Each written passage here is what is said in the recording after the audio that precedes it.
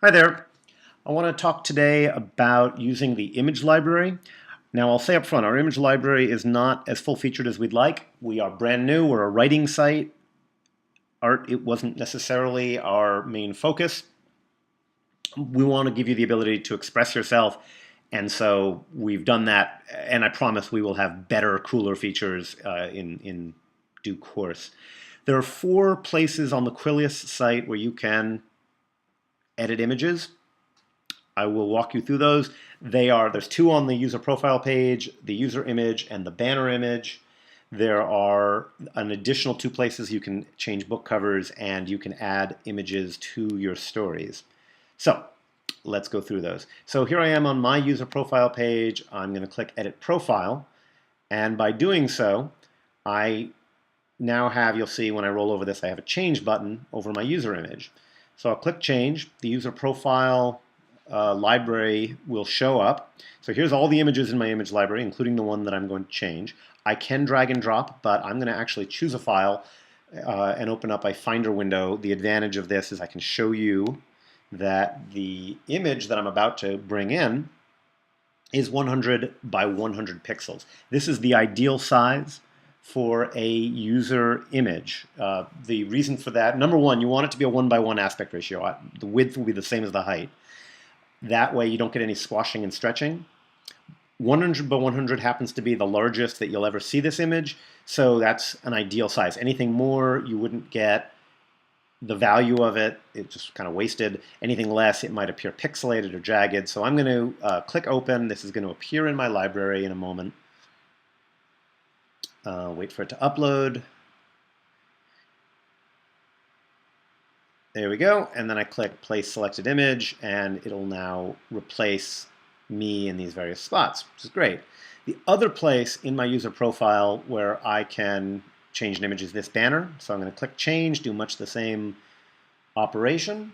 I'm going to choose a file, and I have one prepared for the purpose, right here.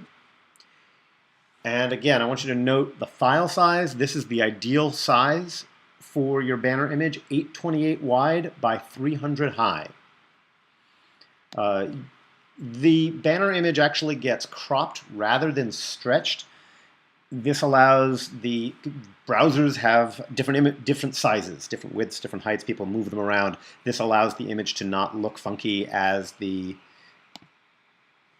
web page gets resized. So there you go, shows up fine. So 828 by 300 is ideal for the banner. The third place that you can, I'll click Done Editing here.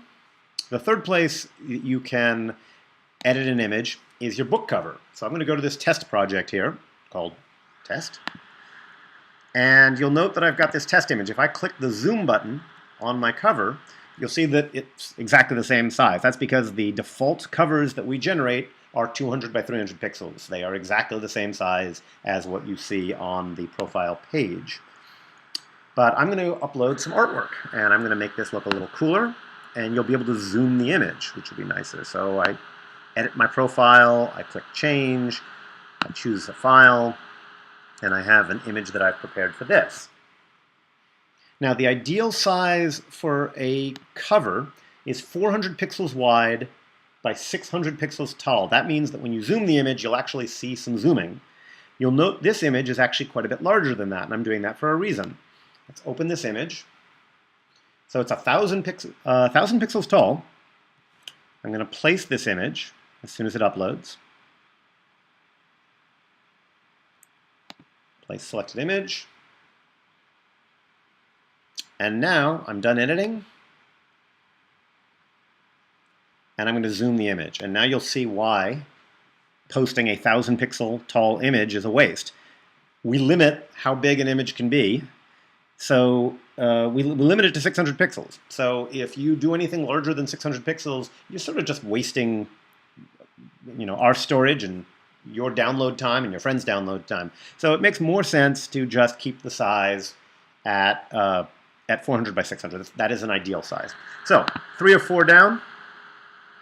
Let's go to the last thing that you can do. So I've got a chapter that I've prepared in this test project.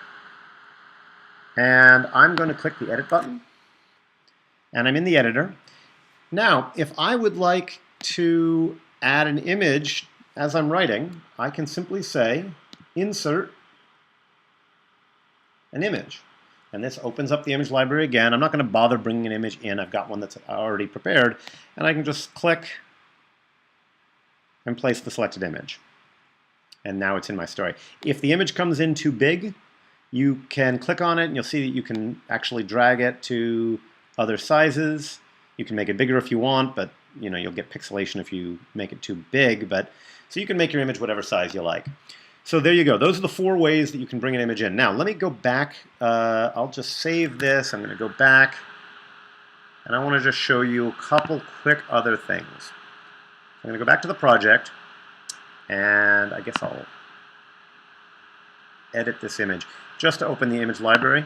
Basically, wherever you can edit an image is where you get to the image library. So I want to show you that in addition to the features I've already shown you, you can do a couple of other things. There's a delete button, so if you wanted to get rid of an image that you decided you didn't want anymore, you click on the image, you say delete, and this will go out of your library. You'll note that it doesn't actually go from anywhere you've used it. We don't want to have you without an image. The other thing you can do is you can choose use default image, and if I place that, that's going to send it back to what we had before. All right? The final thing I want to mention to you about using images. You may not own Photoshop or a similar image editing program. I want to recommend a free online program called Pixlr, Pixlr.com. And with this, you can do a lot of the same things that Photoshop does. You can create a new image, you can upload. So we're not providing you with any image editing material. And if you don't happen to have an image editor, Pixlr is a really good one and it's free. So there you go. I think that's it. Thanks for watching. I hope you have a lot of fun putting images into your work and expressing yourself that way. Thanks.